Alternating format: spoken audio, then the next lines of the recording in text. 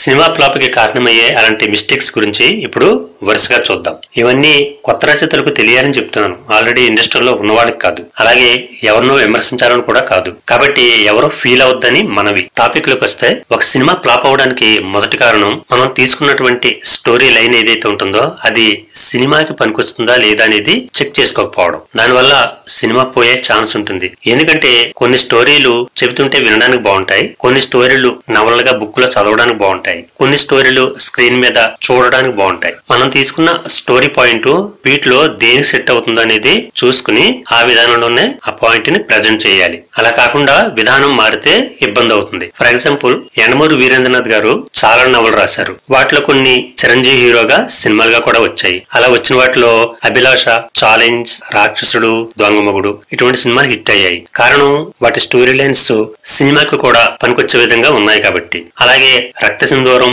మరణ మృదంగం, స్టూవర్టపురం police station, Rudranetra ఈ సినిమాలు ఫ్లాప్ అయ్యాయి. కారణం వాటి స్టోరీ లైన్స్ కేవలం నవలలుగా మాత్రమే బాగున్నాయి కానీ సినిమాకి సెట్ కాలేదు. అలాగే యండమూరి గారి నవలలతో బాలకృష్ణ హీరోగా వచ్చినటువంటి రక్తాభిషేకం, శ్రీకాంత్ హీరోగా వచ్చినటువంటి హలో ఐ లవ్ యూ, అలాగే యండమూరి గారి డైరెక్షన్ లో వచ్చినటువంటి అగ్ని ప్రవేశం, ఇవి నవలలుగా చాలా మంచి సబ్జెక్టులు అన్నమాట. కానీ సినిమాలుగా తీసిన తర్వాత అవి పోయాయి. అలాగే ఈ మధ్య వచ్చినటువంటి మీకు మాత్రమే చెప్తాను సినిమా కథను తీసుకుంటే కనుక అది షార్ట్ ఫిల్మ్ కి మాత్రమే సూట్ అయ్యే మంచి థీమ్. అలాంటి కథను సినిమాగా తీయడంతో డిజాస్టర్ అయింది. ఈ విధంగా సినిమాకు సెట్ కానీ స్టోరీ లైన్స్ తో సినిమాలు తీస్తే అవి డిజాస్టర్ అయ్యే ప్రమాదం ఉంది. కనుక మనకు ఒక ఐడియా వచ్చినప్పుడు అది సినిమాకి పనికొస్తుందా లేదా అనేది ముందు ఒకసారి చెక్ చేసుకోవాలి. 2, కథ ఓల్డ్ స్టోరీగా అనిపించడం. ఇప్పుడు వచ్చే సినిమాల్లో సగం కథలు ఇలాగే ఉంటున్నాయి. అయితే కథ పాతదే అయినా కూడా కనీసం సీన్స్, క్యారెక్టరైజేషన్స్ అయినా కొత్తగా ఉండేలాగా రాసుకోవాలి. For example,